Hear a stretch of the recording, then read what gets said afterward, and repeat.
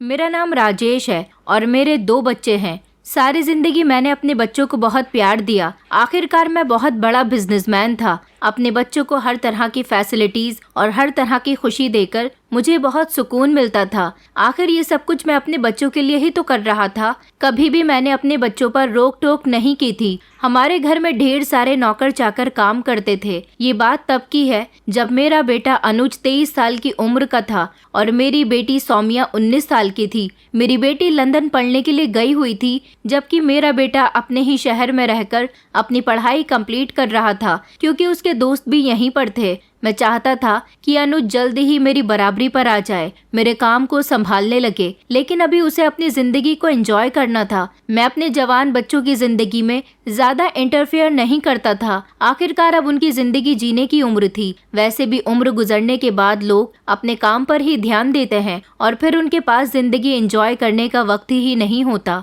मैं भी कुछ ऐसे ही ख्याल रखता था। मेरी पत्नी बहुत मॉडर्न ख्याल की थी। वो अपने बच्चों पर कम बल्कि अपनी दोस्तों पर ज्यादा ध्यान देती थी, लेकिन फिर भी मेरे बच्चे अपने पेरेंट्स से बराबर का प्यार करते थे।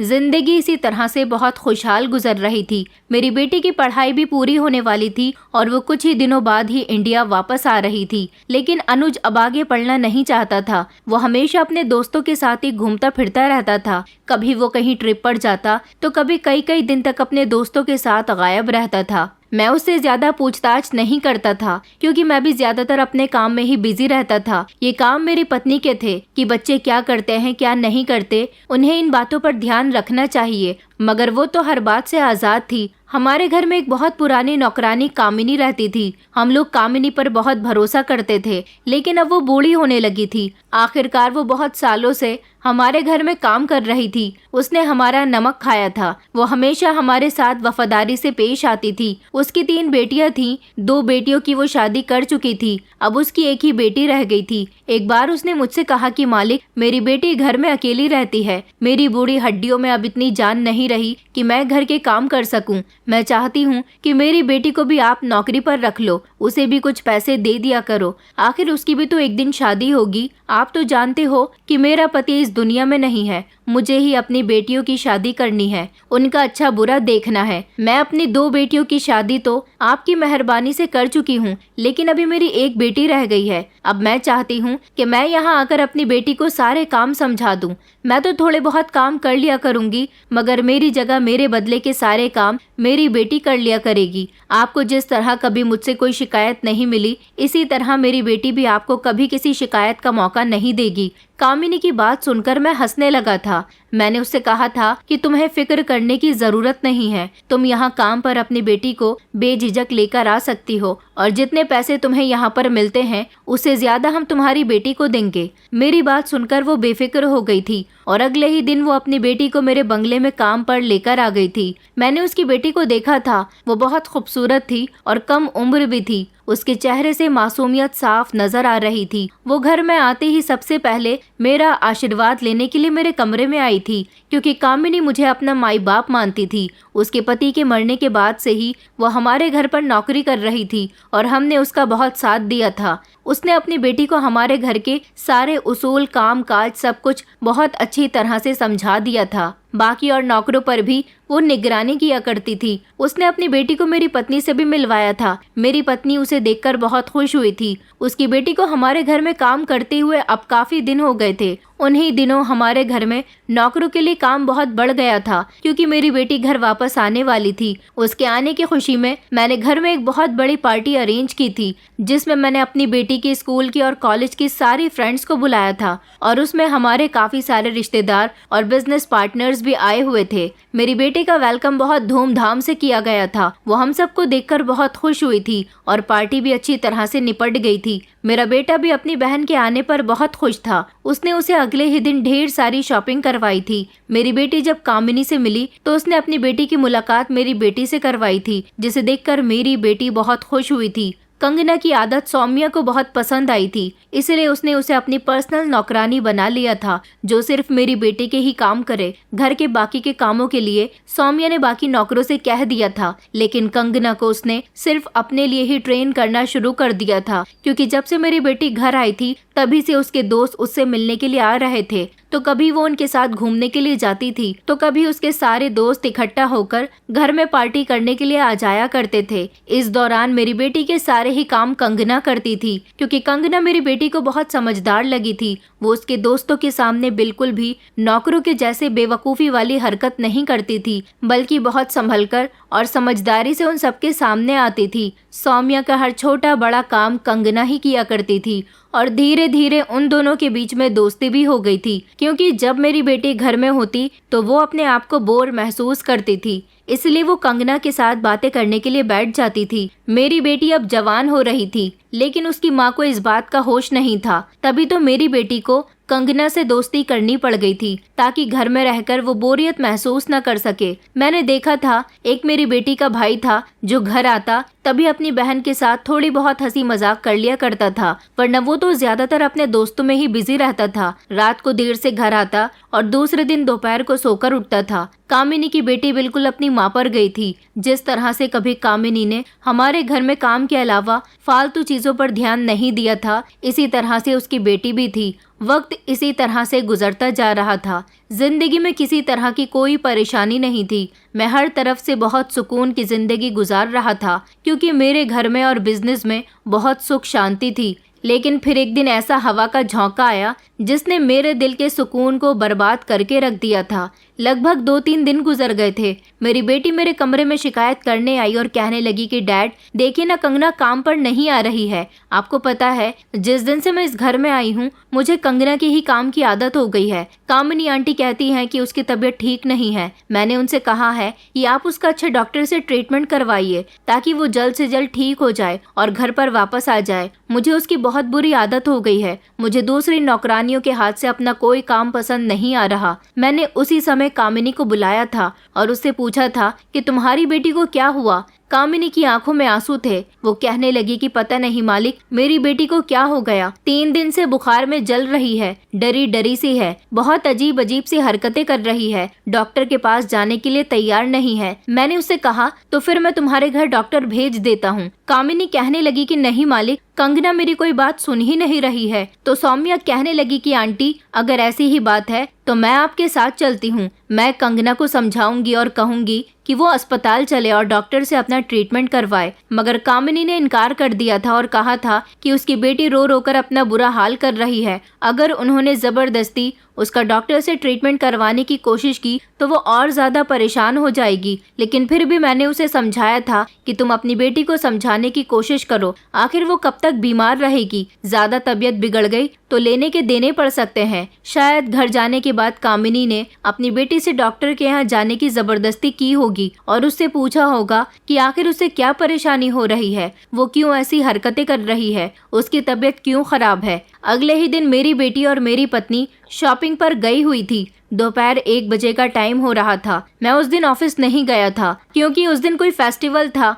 मैंने नौकर शामू को बुलाया था और उससे पूछा था कि छोटे साहब क्या कर रहे हैं, वो अभी सोकर उठे या नहीं, क्योंकि जिस दिन मैं घर में होता था उस दिन मुझे अपने बेटे का देर तक सोना बिल्कुल भी पसंद नहीं होता था। इसलिए मैं बार बार नौकरों से उसके बारे में पूछता रहता था। नौकर ने कहा था कि अभी छोटे साहब नहीं उठे हैं। वो इतना कहकर वहाँ से चला गया था। जब कामिनी चिल्ला चिल्लाकर रोते हुए घर के अंदर दाखिल हुई थी, उस समय मैं हॉल में बैठा हुआ था। मेरे पास मेरा लैपटॉप था। मैंने कामिनी को इस तरह रोते हुए देखकर जल्दी से अपना लैपटॉप बंद कर दिया था। वो अपने साथ अपनी बेटी को भी लेकर आई थी। उसकी बेटी की हालत बहुत बुरी हो रही थी। उसे देखकर लग रहा था कि वो न जाने कब से बीमार है। वो बेहद कमजोर हो चुकी थी। इस पूरे 1 हफ्ते वो हमारे घर पर नहीं आई थी। उसे देखकर ऐसा लग रहा था जैसे मैंने उसे बहुत समय के बाद देखा है, क्योंकि उसके चेहरे का रंग भी काला पड़ चुका था। न जाने वो कौन सा सदमा अपने दिल से लगाए बैठी थी। मैंने कामिनी से कहा कि क्या हुआ कामिनी, क्यों रो रही हो। वो मेरे पैरों में गिर गई और रोते हुए कहने लगी कि मालिक गजब हो गया,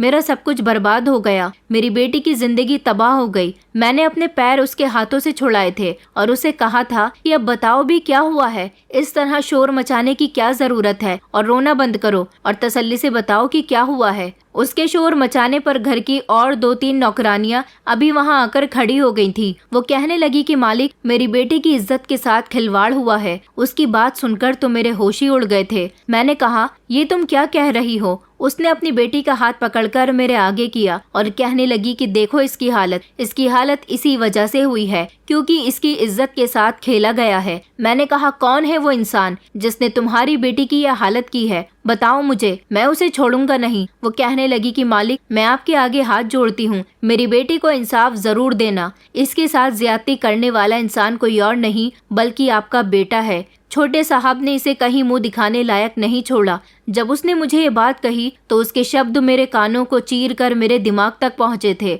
और मेरे दिमाग को एक जोरदार झटका लगा था। वो बार बार रो रो कर कह रही थी कि मेरी बेटी के साथ ऐसा करने वाला इंसान आपका बेटा ही है। छोटे मालिक ने उसकी इज्जत खराब की है। एक हफ्ते पहले वो छोटे मालिक के कमरे में सफाई करने के लिए गई थी, मगर जब उसने देखा कि छोटे मालिक सो रहे हैं तो वो वहाँ से वापस आ रही थी। जब छोटे मालिक ने उसे आवाज देकर काम के बहाने से वापस कमरे के अंदर बुला लिया। उन्होंने कमरे का दरवाजा बंद करने के बाद मेरी बेटी के साथ जबरदस्ती की और उसे डराया धमकाया कि वो इस बारे में किसी को ना बताए। मेरी बेटी मासूम है। छोटे साहब ने उसका इस्तेमाल करने के बाद उसे छोड़ दिया। ये इस सदमे को बर्दाश्त न कर सकी और तभी से ही बीमार है। मैं इससे बार बार पूछ रही हूँ कि तुझे क्या परेशानी है। डर की वजह से ये डॉक्टर के पास भी नहीं जा रही थी, मगर आज मैंने इसे अपनी कसम दी और पूछा कि क्या बात है, तू ऐसी क्यों हो गई है, तू क्यों रोई जा रही है? तो इसने मुझे सब कुछ बताया। मैंने तभी चिल्लाकर कहा कि ऐसा नहीं हो सकता, तुम्हारी बेटी झूठ भी तो बोल सकती है, मेरा बेटा ऐसा नहीं है, ये मेरे बेटे पर इल्जाम लगा रही है और तुमने इसकी बात का यकीन कर लिया। कंगना ने मेरे आगे हाथ जोड़े और कहने लगी कि नहीं मालिक, मैं इल्जाम नहीं लगा रही, छोटे साहब ने सच में मेरे साथ जबरदस्ती की है। मैंने कहा कि नहीं नहीं, ऐसा हो ही नहीं सकता, मेरा बेटा तो ज्यादातर घर में रहता ही नहीं है। वो कहने लगी कि मालिक, इसने मुझे बताया है कि काफी दिनों से छोटे साहब की इस पर गंदी नजर थी, मगर ये उनकी गंदी नजर को समझ नहीं पाई थी। उसे तो लगता था कि छोटे साहब बहुत भले इंसान है, मगर छोटे साहब उसके साथ ये सब करेंगे, इस बात का इसे अंदाजा नहीं था। उस समय मुझे अपने कानों पर विश्वास नहीं हो रहा था। मैंने नजर घुमाकर देखा तो नौकरानियां अभी भी खड़ी हुई हमारी बातें सुन रही थी। जब मैंने उन्हें गुस्से से डांट दिया और वहां से जाने के लिए कहा, मैंने कहा कामिनी, तुम मेरे बेटे को बदनाम कर रही हो। वो कहने लगी कि मालिक, हम गरीबों के पास सच्चाई दिखाने के सबूत नहीं होते, हमारे लिए तो हमारी इज्जत ही हमारी बहुत बड़ी दौलत है। मेरी बेटी के साथ ऐसा हुआ है तभी मैं आपसे कह रही हूँ, वरना मैंने आपका सारी जिंदगी नमक खाया है। मैं आप पर और आपके परिवार पर कभी कोई गलत इल्जाम नहीं लगा सकती। मेरे तो दिमाग की सारी नसें फटने लगी थी, मेरा सर दर्द करने लगा था कि आखिर ये हो क्या रहा है। तभी मैंने अपने बेटे को आवाज लगाई थी। वो ऊपर वाले पोर्शन में था, इसलिए उसे मेरी आवाज नहीं गई तो एक नौकर घबराकर मेरे बेटे को उसके कमरे में जगाने के लिए चला गया था। जब मेरा बेटा कुछ ही मिनट के बाद मलती हुई आंखों से नीचे आया तो मैंने अपने बेटे से कहा था कि क्या तुमने कामिनी की बेटी की इज्जत खराब की है? मेरी बात सुनकर तो मेरा बेटा ऐसे रिएक्शन देने लगा था जैसे वो इस बारे में कुछ जानता ही नहीं हो। उसने कहा, डैड, आप तो जानते हैं कि मैं घर में कितना कम रुकता हूँ, ऐसा तो पॉसिबल ही नहीं है और ये लड़की मुझ पर इल्जाम लगा रही है, ऐसा नहीं हो सकता। कामिनी के साथ साथ उसकी बेटी भी मेरे पैरों में गिर गई और वो कहने लगी कि मालिक, मैं भगवान की कसम खाकर कहती हूँ कि छोटे साहब ने ही मेरे साथ जबरदस्ती की है। मैं चीख रही थी, चिल्ला रही थी, उनसे बार बार कह रही थी कि वो मुझे जाने दे, मुझे छोड़ दे, मगर उन्होंने मेरी एक न सुनी। मैं झूठ नहीं बोल रही और न ही मेरी माँ झूठ बोल रही है। उस लड़की की मासूमियत और उसका एक एक शब्द चीख चीख कर गवाही दे रहा था कि वो सच में झूठ नहीं बोल रही, जबकि मेरे बेटे की नजर में अच्छी तरह से पहचान गया था कि वो मुझसे नजरें चुरा रहा था। इसका मतलब साफ था कि मेरे बेटे ने उसकी बेटी की इज्जत खराब की है। मैं समझ चुका था, क्योंकि मैं कई सालों से कामिनी को जानता था तो अपने बेटे को भी बहुत अच्छी तरह से जानता था। मैं तो इस समय कामिनी से नजरें मिलाने काबिल नहीं रहा था, लेकिन मेरी भी लोगों में रेपुटेशन थी। अपने बेटे की वजह से मैं अपनी इज्जत खराब नहीं करना चाहता था, लेकिन मेरा बेटा बार बार यही कह रहा था कि ये लड़की मुझ पर इल्जाम लगा रही है। ये गरीब लड़कियां होती ही ऐसी हैं, हम अमीर लड़कों को प्यार के जाल में फंसाने की कोशिश करती हैं। उसने कहा कि डैड, ये काफी दिनों से मुझ पर नजर रखे हुए है, मुझे अपने प्यार के जाल में फंसाना चाहती है। मैं जब इसकी बातों में नहीं आया तो इसने मुझ पर ऐसा घिनौना इल्जाम लगा दिया। सबकी बातें सुनने के बाद मैंने कामिनी से कहा था कि अच्छा ठीक है, जो हुआ उसे भूल जाओ, तुम्हें ज्यादा शोर मचाने की जरूरत नहीं है। तसल्ली से मेरी बात सुनो, मुझे बताओ अब तुम क्या चाहती हो। उसने कहा कि मालिक, भला मैं आपसे क्या चाहूंगी, मेरी बेटी के साथ इतना बड़ा हादसा हो गया, इसकी कहीं और शादी भी नहीं हो सकेगी। अगर कहीं इसकी शादी हो भी जाती है तो इसके पति को पता चल जाएगा कि मेरी बेटी शादी से पहले ही अपनी इज्जत खो चुकी है, इसका घर नहीं बस सकेगा। मैं आपके आगे हाथ जोड़ती हूँ, आपके पैर पड़ती हूँ, मेरी बेटी की शादी छोटे साहब के साथ करवा दीजिए, क्योंकि इस परेशानी का एक यही इकलौता हल है। उसकी बात सुनकर मैंने चौंक कर उससे कहा था, ये तुम क्या कह रही हो? इसका मतलब ये हुआ कि तुम अपनी बेटी को इस घर की मालकिन बनाना चाहती हो। मैं अपनी बेटी की शादी कभी भी तुम्हारी बेटी के साथ नहीं करवा सकता। तुम जानती भी हो कि मेरा बेटा ओबराय मल्टीनेशनल कंपनी का इकलौता वारिस है, और ये लड़की क्या है, एक मामूली सी नौकरानी की बेटी जिसकी कोई औकात भी नहीं है। तुम्हारी बेटी के साथ मेरे बेटे का कोई जोड़ नहीं है। कामिनी कहने लगी, मगर मालिक, मेरी बेटी से शादी कौन करेगा? मैंने कहा, मेरे बेटे के साथ तुम्हारी बेटी की शादी नहीं होगी, तुम अपनी बेटी की शादी जहां मर्जी चाहे कर दो। वो कहने लगी, मगर ये तो आपको करना ही होगा, आखिरकार आपके बेटे ने मेरी बेटी की इज्जत खराब की है, मेरी बेटी किसी को मुंह दिखाने लायक नहीं रहेगी। मैंने कहा, अगर मैंने तुम्हारी बेटी को अपने घर की बहू बना लिया तो मैं किसी को मुंह दिखाने लायक नहीं रहूंगा। निकल जाओ अभी और इसी वक्त, इससे पहले कि मैं पुलिस को बुला लूं। मैं तुम्हारी बेटी पर चोरी का इल्जाम लगाकर उसे जेल भेज सकता हूं। मैं कोई गलत कदम ना उठाऊं इससे पहले तुम यहाँ से चली जाओ। मेरी बात सुनकर वो दोनों माँ बेटी फूट फूट कर रोने लगी थी। तभी कंगना ने कामिनी से कहा कि माँ, मैंने तुमसे कहा था ना कि इन अमीर लोगों के सीने में दिल नहीं होता। आप तो कहती थी कि मालिक बहुत अच्छे हैं, हम गरीबों के बारे में बहुत सोचते हैं, मगर यहाँ तो मालिक पहले अपने बेटे के बारे में सोचेंगे। कामिनी दोबारा से मेरे पैर पकड़ने आ रही थी जब मैं पीछे हट गया। उसने अपनी बेटी से कहा कि तुम बिल्कुल ठीक कह रही हो। उसने मेरी तरफ देखकर कहा कि मालिक, मुझे आपसे ऐसी उम्मीद नहीं थी। आपने मेरी बेटी के साथ नाइंसाफी की है। आपका किया आपके आगे जरूर आएगा। मेरी बेटी की जिंदगी बर्बाद करके आपको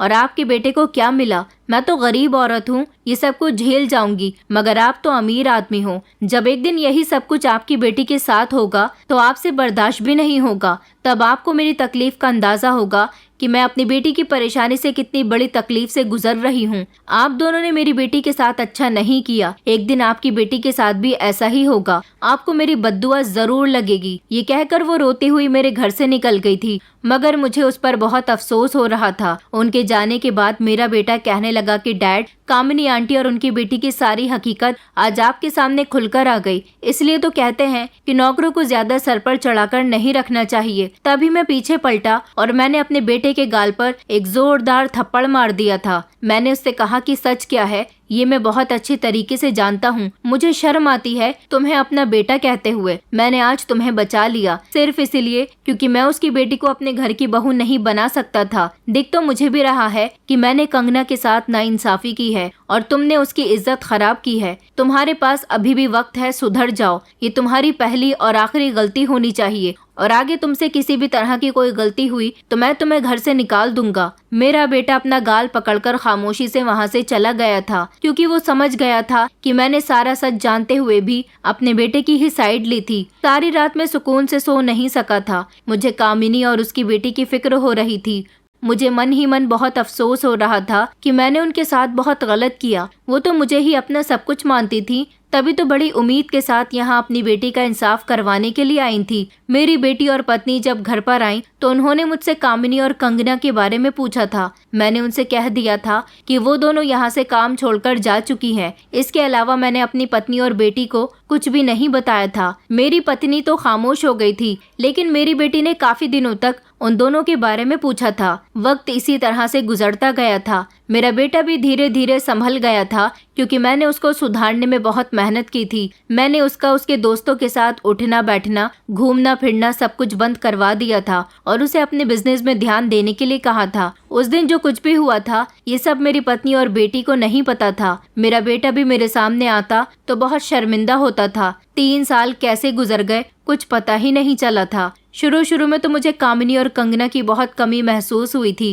क्योंकि कामिनी एक तरह से हमारी फैमिली मेंबर बन गई थी। आखिरकार 25 साल पहले जब मेरी शादी हुई थी तब मेरे पिताजी ने उसे हमारे घर पर नौकरी पर रखा था। मैं उसे तब से जानता था। और अब अचानक से उसके नौकरी छोड़कर चले जाना, ये सब मेरी पत्नी और बेटी को कुछ ठीक नहीं लगा था। लेकिन क्या कर सकते हैं, इस बात को छुपाने के लिए मुझे ना जाने कितने झूठ बोलने पड़े थे। और फिर वक्त के साथ साथ सबके दिमाग से कामिनी और कंगना निकल गई थी। वो उस दिन के बाद कहाँ गई, उनके साथ क्या हुआ, हमें कुछ नहीं पता था, क्योंकि वो कभी दोबारा मेरे बंगले पर वापस नहीं आई थी। मैं भी उन दोनों के बारे में बिल्कुल भूल चुका था। वो दोनों कभी ना तो मुझे दिखाई दी थी और ना ही हमारे घर में उनके बारे में कोई बात करता था। मैं अपनी बेटी की शादी करना चाहता था। लोग कहते थे कि पहले मैं अपने बेटे की शादी करूं, लेकिन मैंने अपने बेटे का रिश्ता अपने बिजनेसमैन दोस्त की इकलौती बेटी और करोड़ों की मालकिन से लगा दिया था, क्योंकि मैं अपने ही लेवल की बहू अपने घर में लेकर आना चाहता था। और मेरी बेटी का रिश्ता भी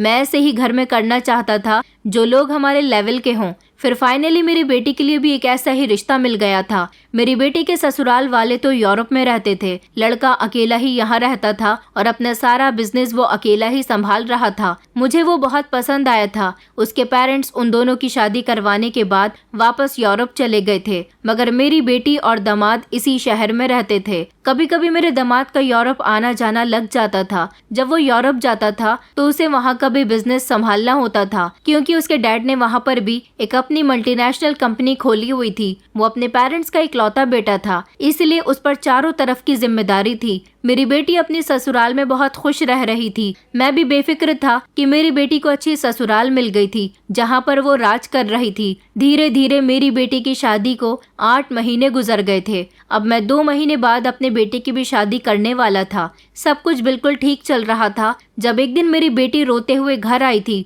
उसकी हालत बहुत खराब हो रही थी। वो बस रोए चले जा रही थी। समझ नहीं आ रहा था कि वो क्यों रो रही है। मेरी पत्नी ने सौम्या को छूकर देखा तो वो चिल्ला उठी और कहने लगी कि इसे तो तेज बुखार है। मेरी बेटी रोते रोते बेहोश हो गई थी। हमने उसे अस्पताल में एडमिट करवा दिया था। डॉक्टर ने बताया कि ये प्रेग्नेंट है और इनको 1.5 महीने की प्रेगनेंसी है। इन्हें अपना ख्याल रखना चाहिए, स्ट्रेस लेना इनके लिए ठीक नहीं है। ये बात सुनकर एक तरफ हम लोग खुश हुए थे तो दूसरी तरफ हमें दुख भी सता रहा था कि हमारी बेटी सौम्या को आखिर स्ट्रेस किस बात का है कि उसकी कंडीशन ऐसी हो गई है। मगर वो बेहोश थी, होश में आती तभी हमें सब कुछ बता सकती थी। हम उसके होश में आने का इंतजार कर रहे थे। लगभग 2 घंटे के बाद वो होश में आई थी तो मेरी पत्नी उससे मिलने के लिए कमरे में चली गई थी। मैं भी दरवाजे से खड़ा हुआ अपनी बेटी को देख रहा था। वो होश में आते ही फिर से मेरी पत्नी को चिपटकर फूट फूट कर रोने लगी थी। मेरी पत्नी बार बार उससे पूछ रही थी कि बेटा आखिर क्या हुआ है, तुम रो क्यों रही हो, क्या तुम्हारे पति से तुम्हारा कोई झगड़ा हुआ है?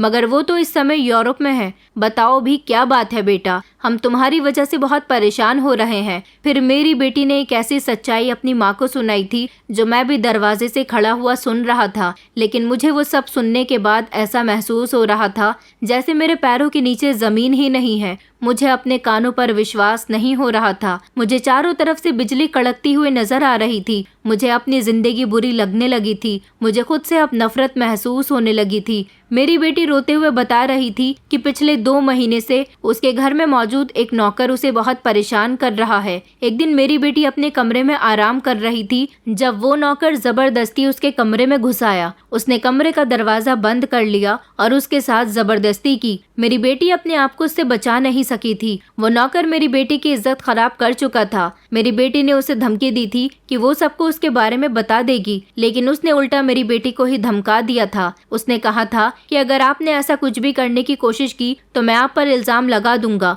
और मालिक से कह दूंगा कि आपका किसी लड़की के साथ चक्कर चल रहा है। मेरी बेटी उसके आगे हाथ जोड़ रही थी कि प्लीज मेरे साथ ऐसा मत करो, मगर वह हर रोज अपने मालिक के घर में ना होने का फायदा उठाता था और मेरी बेटी के साथ हर रोज ज्यादती करता था। मेरी बेटी ये बात हम लोगों को भी बताना चाहती थी, मगर इन दिनों हम अनुज की शादी की तैयारियों में बिजी चल रहे थे। उसने काफी दिनों तक ये बात छुपाए रखी, लेकिन जिस दिन उसका पति घर आया तो उसकी बहुत ज्यादा तबीयत बिगड़ गई थी। उसके पति ने डॉक्टर को बुला लिया था। डॉक्टर ने बताया कि आपकी पत्नी प्रेग्नेंट है। ये सुनकर उसके पति को एक जोरदार झटका लगा था और उसने इस बच्चे को अपना मानने से साफ इनकार कर दिया था। मगर मेरी बेटी ने बताया कि वो फूट फूट कर रो रही थी और अपने पति से कह रही थी कि ये बच्चा आपका ही है। उसे इस बात का अंदाजा नहीं था कि वो नौकर के बच्चे की माँ बन गई है, क्योंकि ये बच्चा सच में मेरे दामाद का नहीं था, क्योंकि उसकी प्रेगनेंसी 1.5 महीने की थी, जबकि पिछले 3 महीने से मेरी बेटी का पति यूरोप गया हुआ था। मेरी बेटी बार बार उसे सफाई दे रही थी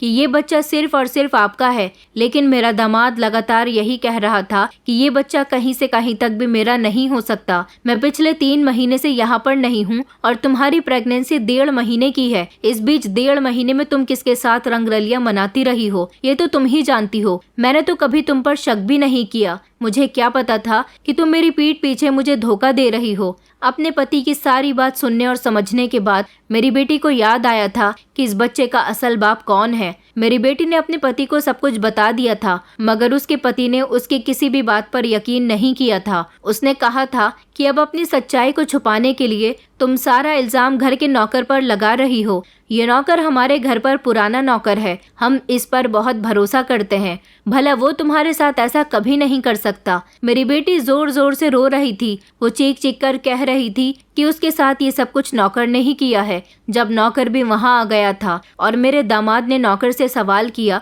तो वो पूरी बात सुनने के बाद कहने लगा कि नहीं मालिक, ऐसा कैसे हो सकता है। मालकिन तो मेरे लिए मेरी भाभी की तरह है, भला मैं अपनी भाभी पर कैसे गंदी नजर रख सकता हूँ। हाँ, मगर मैं आपको एक ऐसा सच बताना चाहता हूँ जो शायद मुझे नहीं बताना चाहिए। अब बात आपके घर खराब होने पर आ गई है और मैंने आपका नमक खाया है, इसलिए मैं आपके साथ कभी भी गद्दारी नहीं कर सकता। वो नजरें चुराने लगा था। जब मेरे दामाद ने उससे पूछा कि तुम मुझसे नजरें क्यों चुरा रहे हो, बताओ जो भी बात है, तो उसने बताया कि मालकिन से मिलने के लिए आपके पीछे हमेशा घर में एक लड़का आया करता था। मालकिन का उससे अफेयर चल रहा था। ये बात तो मैं काफी दिनों से जानता था। मालकिन उससे मिलने के लिए हमेशा बाहर जाती थी, लेकिन अब वो उन्हें घर में भी बुलाने लगी थी। ये बात सुनकर मेरे दामाद का खून खौल उठा था और उसने मेरी बेटी के थप्पड़ मार दिया था। उसने कहा था कि मुझे तुमसे ऐसी ही उम्मीद थी, तुम खुद ठीक नहीं हो और इल्जाम नौकर पर लगा रही हो। मेरी बेटी बार बार उससे यही कह रही थी कि ये झूठ बोल रहा है, मेरी इज्जत इसने ही खराब की है। मैं सच कह रही हूँ। मगर उसका पति उसकी कोई भी बात सुनने के लिए तैयार नहीं था और उसने उसके कैरेक्टर को गलत साबित करके उस अपने नौकर की बातों पर भरोसा करके उसे डिवोर्स दे दी थी और घर से निकाल दिया था। तभी वो रोते हुए हमारे घर वापस आई थी। ये सब अपनी माँ को वो बताकर बहुत जोर जोर से रो रही थी। डॉक्टर ने उसे मना किया था कि वो अपने दिमाग पर ज्यादा जोर न डाले और परेशान न हो, क्योंकि ऐसा करने से उसके बच्चे की सेहत पर फर्क पड़ सकता है। अभी इसकी शुरुआत के दिन थे, इसलिए उसे अपना ख्याल रखने की बहुत जरूरत थी, लेकिन उसका पति उसे डिवोर्स दे चुका था। ये सदमा उससे बर्दाश्त नहीं हो रहा था। कुछ समय के बाद मेरी बेटी की तबीयत कुछ ठीक हुई तो हम उसे घर ले आए थे। घर आने के बाद भी वो बहुत रोई थी। वो मेरे सामने फूट फूट कर रोने लगी थी और कह रही थी कि पापा, आखिर मुझसे ऐसी कौन सी गलती हो गई थी जिसकी सजा मुझे मिली है। जिस तरह मेरी बेटी उस दिन रो रही थी, उसी तरह एक दिन कामिनी और उसकी बेटी भी मेरे पैर पकड़कर रो रही थी। फर्क सिर्फ इतना था कि वो दोनों मुझसे इंसाफ की उम्मीद लगा रही थी, जबकि मेरी बेटी मुझसे सवाल कर रही थी कि आखिर उसे किस जुर्म की सजा दी गई है। इन 3 सालों में मुझे कभी कामिनी और कंगना की याद नहीं आई थी, लेकिन आज अपनी बेटी की ऐसी हालत देखकर मुझे रियलाइज हुआ था कि कुछ समय पहले मैंने उन दोनों के साथ भी बहुत गलत किया था। कामिनी की बेटी भी कुछ इसी तरह की हवस का शिकार हुई थी और ऐसा करने वाला मेरा बेटा था। मेरा बेटा भी आज अपनी बहन की हालत देखकर बहुत शर्मिंदा हो रहा था। मैंने अपनी बेटी को थामा था और उसे कहा था कि गलती तुमसे नहीं, बल्कि गलती मुझसे और तुम्हारे भाई से हुई है। उसने और उसकी मम्मी ने चौंक कर मुझे देखा था, जिसकी सजा मेरी बेटी को दी गई थी, मगर मेरी बेटी की कोई गलती नहीं थी। मैंने 3 साल पहले हुए उस हादसे के बारे में उन दोनों माँ बेटी को बताया तो उन्हें अपने कानों पर विश्वास नहीं हो रहा था। मेरा बेटा ये सब सुनकर नजर झुकाकर खड़ा हो गया था, क्योंकि वो आज अपनी बहन के सामने नजर मिलाने काबिल नहीं रहा था। सौम्य अपने भाई के पास गई और कहने लगी कि भैया, आज तो आपको कंगना की तकलीफ का अंदाजा हो गया होगा। आखिर आपने उसके साथ ऐसा क्यों किया? आपने जैसा किया था वैसा आपकी बहन को भुगतना पड़ रहा है, जबकि शर्मिंदा तो मैं भी बहुत था। मैं चाहता तो कामिनी की बेटी को अपने घर की बहू बनाकर उसके साथ इंसाफ कर सकता था, मगर मैंने ऐसा नहीं किया। दौलत, रुपया, पैसा ही सब कुछ नहीं होता। आज मुझे इस बात का एहसास हो रहा था। दौलत की वजह से ही मैंने अपनी बेटी की शादी अमीर लड़के के साथ करवा दी थी, मगर मैं ये नहीं जानता था कि अमीर लड़का मेरी बेटी को सिर्फ दौलत दे सकता है, प्यार कभी नहीं दे सकता। उसने बिना सच्चाई जाने ही मेरी बेटी को डिवोर्स देकर घर से निकाल दिया था। अगर मेरी बेटी से प्यार करता होता तो उसकी बात पर यकीन करता, लेकिन एक दिन मैंने भी तो कामिनी की बेटी की बातों पर यकीन नहीं किया था और उन दोनों माँ बेटी को जलील करके इस घर से निकाल दिया था। वो बेचारी न जाने किस किस तकलीफ से गुजरी होगी। यहाँ से जाने के बाद न जाने उन दोनों माँ बेटी का क्या हाल हुआ होगा। कामिनी बार बार रोते हुए कह रही थी कि उसकी बेटी का कभी घर नहीं बस सकेगा, लेकिन वो जाते समय ये भी बद्दुआ देकर गई थी कि एक दिन तुम्हारी भी बेटी के साथ ऐसा ही होगा, और हमारे साथ करनी भरनी हुई थी। मेरी बेटी का घर भी नहीं बस सका। मैं और मेरा बेटा फूट फूट कर रो रहे थे क्योंकि हम सौम्या को तकलीफ में नहीं देख सकते थे। सौम्या बहुत बड़ी मुसीबत में फंस गई थी। ये बच्चा उस नौकर का था, वो उसका नाजायज बच्चा था, इसलिए वो उसे जन्म नहीं देना चाहती थी, लेकिन वो उसके शरीर में पल रहा था, वो कुछ नहीं कर सकती थी। मेरी बेटी ने आत्महत्या करने की भी कोशिश की थी। हमने बड़ी मुश्किल से अपनी बेटी को समझाया था। मेरे दिल को कहीं भी सुकून नहीं मिल रहा था। मैं अपनी गलती का पश्चाताप करना चाहता था। मैंने भगवान से रो रो कर प्रार्थना मांगी थी कि कोई आसान रास्ता निकाल दे ताकि मेरी बेटी की जिंदगी भी आसान हो जाए और मेरे दिल को भी सुकून मिल जाए। मुझे कामिनी और कंगना की बेहद याद आ रही थी। मेरा मन कर रहा था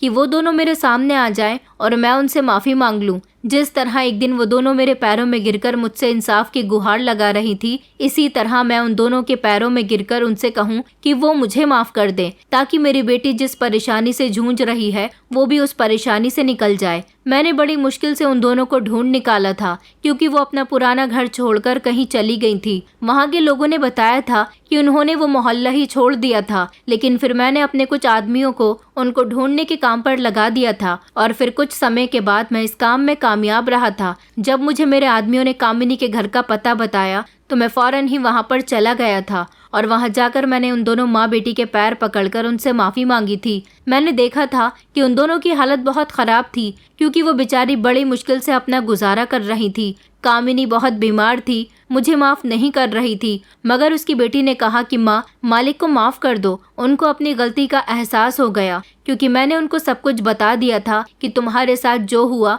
उसकी सज़ा मेरे पूरे परिवार को मिल गई। उन दोनों माँ बेटी ने मुझे और मेरे बेटे को माफ़ कर दिया था, लेकिन मैं अपनी गलती का पश्चाताप करना चाहता था, इसलिए उन दोनों का माफ़ करना ही मेरे लिए काफ़ी नहीं था। मैंने कामिनी से उसकी बेटी का हाथ अपने बेटे के लिए मांग लिया था। मैंने उससे कहा था कि देर से ही सही, मगर मैं तुम्हारी बेटी के साथ इंसाफ करना चाहता हूँ, उसे अपने घर की बहू बनाना चाहता हूँ, क्योंकि कामिनी की बेटी की अभी तक शादी नहीं हुई थी। मेरी बात सुनकर उसने मेरी बात मान ली थी क्योंकि उन दोनों के हालात बहुत ज़्यादा ख़राब थे। कामिनी को इलाज की सख्त ज़रूरत थी। उन लोगों पर तो खाने के लाले पड़े हुए थे और ऐसे हालात उनके आगे सिर्फ और सिर्फ मेरी और मेरे बेटे की वजह से आए थे। हम ही ने उनको बर्बाद कर दिया था और फिर अब मैं ही उन लोगों की जिंदगी में दोबारा से सुकून और आराम लाना चाहता था। मैंने कामिनी को अस्पताल में भर्ती करवा दिया था और उसके सामने ही अनुज ने कंगना की मांग में सिंदूर भर दिया था, जिस पर कामिनी को बहुत खुशी हुई थी। अब मेरे दिल को भी कुछ सुकून आया था, लेकिन जब मैं अपनी बेटी की तरफ देखता तो बहुत परेशान हो जाता था क्योंकि मेरी बेटी की कंडीशन एक जिंदा लाश की जैसी हो गई थी। उसकी तबीयत ज़्यादा ख़राब रहने की वजह से उसका मिसकैरेज हो गया था। बच्चे से तो मेरी बेटी की जान छूट गई थी क्योंकि वो इस नाजायज़ बच्चे को जन्म नहीं देना चाहती थी। मैं सौम्या की तरफ से बहुत परेशान था, इसलिए अपना सर पकड़कर अपने ऑफिस के कैबिन में बैठा हुआ था। एक परेशानी तो जैसे तैसे हल हो गई थी, मगर अभी एक और परेशानी थी जिसके बारे में सोच सोचकर मेरा दिमाग खराब हो रहा था। तभी अचानक मेरी नज़र अपने ऑफिस के एक एम्प्लॉय शरद पर गई थी। शरद बहुत समझदार और सुलझा हुआ लड़का था। वो गरीब था, 7 बहनों का इकलौता भाई था, बड़ी ईमानदारी के साथ मेरी कंपनी में नौकरी कर रहा था। उसको मेरी कंपनी में नौकरी करते हुए पिछले 5 साल हो गए थे, लेकिन कभी उसने हमारे साथ धोखाधड़ी नहीं की थी। वो हमेशा ईमानदारी और मेहनत से काम किया करता था। मुझे उसका ये अंदाज बहुत पसंद आया था, तभी तो मैं उस पर सबसे ज़्यादा विश्वास करता था। ये बेचारा अपनी बहनों की शादी के बोझ तले दबा हुआ था। 7 बहनों का भाई होना कोई आसान बात नहीं थी। और तब जब सारी ही बहनें जवान हों। ये सिर्फ अपनी 2 बहनों से बड़ा था, बाकी सारी बहनें इससे उम्र में बड़ी थीं। माता पिता थे नहीं, इसलिए उनकी शादी की जिम्मेदारी इसके ही कंधों पर थी। मेरे दिमाग में एक आइडिया घूम रहा था। मैंने शरद को अपने केबिन में बात करने के लिए बुलाया था। मैंने उससे कहा था कि अगर मैं तुम्हारी सारी बहनों की शादी की जिम्मेदारी ले लूं और तुम्हें अपनी कंपनी का मालिक बना दूं, तो क्या तुम इस काम के लिए राजी हो जाओगे? वो मेरी बात सुनकर मेरी बातों पर विश्वास नहीं कर रहा था, क्योंकि अचानक एक ऐसा इंसान जो मिडिल क्लास हो और उसे कोई रातों रात अमीर बनने के सपने दिखाए, तो वो एक ही बार में इस बात पर यकीन कैसे कर सकता है। मगर मैंने सच में ये ऑफर शरद को दिया था, क्योंकि मैं चाहता था कि मेरी बेटी की शादी शरद के साथ हो जाए। उससे बेहतर रिश्ता मुझे अपनी बेटी के लिए कोई मिल ही नहीं सकता था। शरद बहुत अच्छा लड़का था, इसलिए मैंने ये फैसला किया था, क्योंकि इससे पहले जब मैं अपनी बेटी को अमीर लड़की के हाथों में दे चुका था तो उसका अंजाम मैं भुगत चुका था। कंगना तो मेरे घर की बहू बन गई थी, लेकिन मैं अब शरद को अपना दामाद बनाना चाहता था। मैंने शरद को यकीन दिलाने की कोशिश की कि मैं सच कह रहा हूँ, मजाक नहीं कर रहा। मैंने उसे अपनी बेबसी और अपनी बेटी की लाचारी की पूरी कहानी सुना दी थी, जिसको सुनकर वो बहुत अफसोसमंद हो गया था। लेकिन काफी सोच विचार करने के बाद वो मेरी मदद करने के लिए तैयार भी हो गया था। उसने मुझसे वादा किया था कि वो मेरी बेटी को बहुत खुश रखेगा, मगर उसे बदले में मेरी दौलत नहीं चाहिए। बस वो अपनी बहनों की शादी अच्छे लड़कों के साथ करवाना चाहता था। मैंने उसकी बहनों की शादी अमीर परिवारों में अपनी जिम्मेदारी पर अच्छी जगह करवा दी थी। उसकी बहनें ससुराल में बहुत खुश रह रही थी, जबकि उसकी 2 छोटी बहनें अभी पढ़ाई कर रही थी और उनकी पढ़ाई की भी जिम्मेदारी मैंने ले ली थी। मेरी बेटी ने मेरी मर्जी पर अपना सर झुका दिया था। उसने शरद के साथ शादी तो कर ली थी, मगर वो इस रिश्ते से खुश नहीं थी। लेकिन शादी के बाद जब शरद ने उसे बहुत सारी खुशियां दी, तो वो भी बहुत खुश रहने लगी थी। जो खुशी उसे अपने पहले पति से नहीं मिली थी, वो खुशी उसे अब शरद से मिली थी, और इस तरह मेरी बेटी का भी घर बस गया था। मगर मुझे ये बात रियलाइज हो गई थी कि जैसी करनी वैसी भरनी। इंसान जो करता है उसका बदला उसे दुनिया में ही मिलकर रहता है। अपने बेटे को कभी भी गलत काम करने पर बढ़ावा ना दें, बल्कि अपने बेटे को समझाएं और जो गलती आपके बच्चे करते हैं उसे सुधारने की कोशिश करें, क्योंकि अपनी औलाद के ऐब छुपाकर आप अपने बच्चों के लिए मुसीबत मोल ले रहे हैं। ऊपर वाला सब कुछ देख रहा है, वो दुनिया में ही इंसाफ करने वाला है। दोस्तों, उम्मीद करती हूँ आपको हमारी कहानी पसंद आई होगी। कहानी पसंद आई है तो वीडियो को लाइक करें, चैनल पर नए हैं तो चैनल को सब्सक्राइब करें, और हाँ, नोटिफिकेशन बेल को जरूर दबाएं ताकि अगली अपडेट सबसे पहले आपको मिले।